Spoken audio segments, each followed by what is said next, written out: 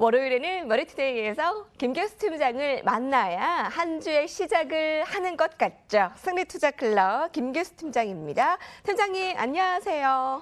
네, 안녕하십니까. 지난주에는 한국증시가 그래도 지지난주보다 나은 지난주를 보냈고요. 마치 이제 바닥을 다지는 듯한 움직임. 이번 주는 좀 반등을 꾀할 수 있을까요? 그런 방향으로 전략을 세우면 되겠습니까? 네, 단기 기술적 반등이 나올 수 있는 위치고, 그런데 이제 다만 이제 목요일 날과 금요일 날, 우리가 이제 수요일 날 추가적인 2천억 불 미국이 중국의 관세를 두 달 후, 그러니까 9월에 부과할 수 있다. 이 부분 때문에 수요일 날 급락을 했고, 그 이후 목요일, 금요일 날 반등을 했죠. 그렇기 때문에 단기적으로 오늘은 소강 상태를 좀 보이면서 업종과 종목에 있어서 기술적 반등을 기대하는 흐름을 보여줄 수 있는 충분한 위치에 있다. 이렇게 보시면 되겠습니다. 자, 이제 그러면서 우리가 이제 뉴스 플로우를 좀 볼 필요가 있는데, 그러니까 지난주 이 금요일 날 반등 흐름이 나올 수 있었던 부분은 사실 이제 그 흐름에 보면 미국의 제재에도 불구하고 중국이 별로 그거에 대한 보복 부분에 있어서 쉽게 대응을 하지 않는 모습을 보여줬죠. 그러면서 시진핑의 오른팔이라고 하는 왕치산이 미와 일단 접촉을 하면서 이 테슬라의 CEO를 만나고 또 시카고 시장을 만나고 이러면서 일정 정도 뭔가 물밑 작업을 하려고 하는 의도를 좀 보여줬고 또 그와 함께 미국 시장에서는 미 재무장관이 지금의 상황은 무역 전쟁이 아니라 무역 논쟁이다. 이런 이야기를 하면서 일정 정도 이 지금의 흐름을 부분을 돌리려고 하는 흐름이 보여지고 있습니다. 여러분도 아시겠지만 두 달 후의 과정에서 2천억 불이 추가적으로 부과가 된다면 사실 전 세계적으로 공멸할 수 있는 흐름을 보여주는 수밖에 없는 상황이죠. 그렇기 때문에 그 부분이 어떤 흐름을 갖고 갈 거냐 하는 부분은 이제 이 이후에 이제 트럼프와 시진핑 또 그 이하 왕치산 부지석과 또 미국의 실무 지금 작업을 어떻게 진행하느냐에 따라서 시장은 변동 흐름을 보여줄 부분입니다. 자, 그런 가운데에서 이제 또 하나 보게 되면 사실 중국 부분에 있어서 이 미국과 대응해서 제시할 수 있는 카드가 크지가 않죠. 지금 이 도표를 한번 보게 되면 미국의 국가별 수입 금액 여러분들 다 익히 뉴스를 통해서 많이 보셨겠지만 미국이 중국에 5,056억 불을 수입을 하고 있고 반대로 중국은 미국에 1,497억 7억 불밖에 수입하지 않기 때문에 사실 상대적으로 싸움이 되지 않습니다. 자, 이런 부분들은 여러분들이 뉴스로 많이 들으셨을 거예요. 자, 그러면 중요한 부분은 세타 부분을 어떻게 갖고 갈 거냐. 사실 지난주 목요일과 금요일 날 기술적 반등 지수가 일정 정도 반등을 했죠. 이틀 동안. 그런 가운데 여러분들 속에서는 어떤 업종과 종목을 갖고 있느냐에 따라서 그 반등의 차이를 느끼는 강도가 틀릴 거라고 보여집니다. 궁극적으로 보게 되면 매번 여러분들께 이야기하지만 추세 유지하는 속에서 종목을 접근할 것이냐 아니면 낙폭이 저 밑에 있는 쪽 라인 부분에서 어쩌다 한 번씩 들어오는 그 낙폭 부분을 매력 그 부분의 반등을 노릴 거냐 하는 부분은 여러분들의 선택입니다. 사실 오늘도 보게 되면 가장 많이 빠지고 목요일, 금요일 날 반등이 시원치 않았었던 거래소 쪽 업종 부분에 있어서 현대미포조선과 조선주 그리고 자동차 이쪽 부분에서 일정 정도 반등이 들어오고 있죠. 여러분들 그런 최저점에서 매수를 해가지고 5% 정도 또 길게는 10% 정도 반등 그 흐름을 매수를 할 거냐 아니면 추세 유지하는 부분에 있어서의 종목 부분을 매수해서 가져갈 것이냐 하는 부분이 여러분들의 선택 상황인 겁니다. 그래서 제가 매번 여러분들께도 이야기를 했고 또 지난주 수요일에도 이런 말씀을 드렸죠. 어떤 업종과 종목을 선택하는 데 있어서는 기본적으로 실적 그리고 그 업황의 성장 흐름을 갖고 가는 그런 부분을 가져가야 된다. 그래서 제가 여러분들께 계속 제시하고 있는 쪽 라인 부분은 뭐였어요?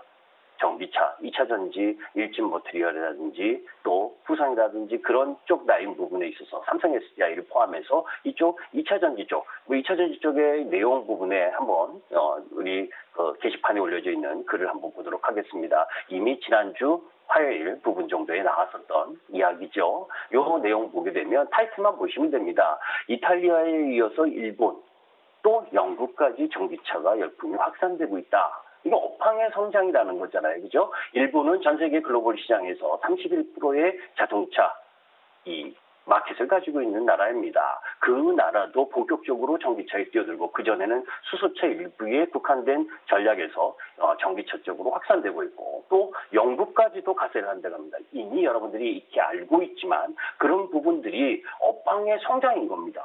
그런데 여러분들이 접근을 못하는 이유는 뭐냐? 시장이 떨어졌는데 시장이 2,500포인트에서 2,200포인트 근처까지 떨어져서 내 여타 업종 종목 부분은 많이 떨어져 있고 반대로 전기차 쪽은 그런 우여곡절 속에서 상승을 하는 그래서 가격이 부담이 된다라고 하는 겁니다. 이런 거죠. 주식의 가격이 많이 떨어지면 매수하기에 편한 개인 심리, 주가가 많이 올라가면 매수하기가 부담스러운 심리. 우리가 이제 이런 이야기를 저는 회원님들께 이야기를 합니다. 태풍이 몰아치면 그것이 이제 체계적 위험이지요. 시장에 대한 체계적 위험. 그것이 미국과 중국의 무역 전쟁이든 업황의 문제든 간에 체계적으로 태풍이 몰아쳐서 비바람이 몰아치면 우산을 쓴 사람도 비를 맞게 되고 우산을 쓰지 않는 업황의 안 좋은 쪽도 비를 맞게 됩니다. 그런데 우산을 쓴 사람과 우산을 쓰지 않은 사람의 차이가 뭔지 아십니까, 앵커님? 우산을 쓰지 않은 사람은 그 비바람 태풍에 팬티까지 졌습니다. 속옷까지 졌죠. 그러나 실적이 있고 업황이 있는 종목 부분들은 속옷은 젖지 않습니다. 무엇이 빠르게 이 장마, 태풍이 끝나고 나면 햇살이 날 때 무엇이 먼저 올라올 것이냐입니다. 그래서 오늘 부분에 있어서 여러분들께 이야기하고 싶은 부분은 그렇다고 해서 지금 이 위치에서 나름대로 이 타협과 또 그리고 이 무역 분쟁에 있어서의 또 강화가 되는 그런 뉴스 플로우가 계속 나올 텐데 그런 흐름들 속에서 내 업종과 종목이 정말 실적이 있느냐 없느냐 이런 부분을 판단을 해서 가야 된다. 이렇게 보시면 됩니다. 거기에서 하나만 더 이야기를 하게 되면 오늘과 내일 부분에서 중국과 EU 정상회의를 합니다. 거기에 핵심 주제는 WTO와 관련된 부분입니다. 중국이 2025 이 이야기를 부르짖으면서 첨단 산업을 육성하려고 하는 부분 이것 때문에 사실 미국이 무역 전쟁을 일으키는 요인이거든요. 왜냐? 자기네 첨단 산업 부분에 있어서는 뭡니까? 지켜내고 외국계 기업의 투자나 이 흐름을 막아내고 자기네 부분들은 키우려고 하는 전략, 그건 개방이 아니죠. 지난주에 SK 에너지가 SK 이노베이션에 2차 전지를 탑재한 벤츠의 자동차가 또 중국에서 탈락을 했습니다. 그건 뭐예요? 자기네가 육성하고자 하는 그 첨단 쪽 미래의 먹을거리에 대해서는 개방을 하지 않겠다는 중국의 이 부분 때문에 미국이 계속 압박을 하는 건데 요 16일 그리고 17일 중국 EU 정상회의에서의 논의가 이런 부분으로 이런 WTO 개혁 논의 이런 중국의 비합리적인 부분에 대한 논의가 이루어지고 또 그 부분 속에서 7월 25일로 가면 EU와 또 트럼프의 정상회담 그 속에서도 또 WTO가 논의될 부분이기 때문에 서서히 이 미국과 중국의 악화 부분에 있었던 부분은 풀려나갈 것이다 라고 봅니다. 그렇기 때문에 대부분의 업종이 그런 부분들 속에서 비가 그쳤기 때문에 이제 옷이 조금씩 마를 텐데 그 마르는 과정에서 빨리 말릴 수 있는 건 우산을 썼던 업종이다. 우산을 썼던 업종은 뭐냐? 업황이 성장하고 기업이 실적이 좋은 쪽이죠. 같은 업황도 같은 업종 내에서도 마찬가지입니다. 저는 오늘 자동차가 반등을 해도 그렇게 자동차를 좋아하지 않습니다.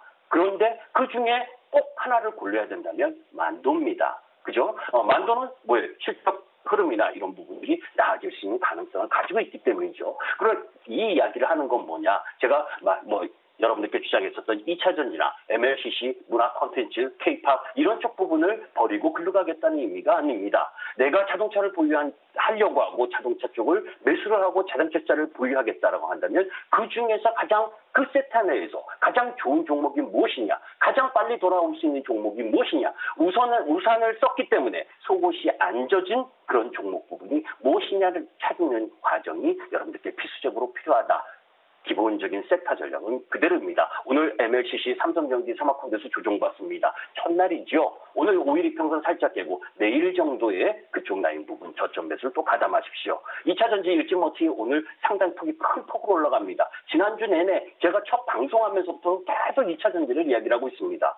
올라갈 땐 그렇게 많이 올라가면 따라가지 마세요.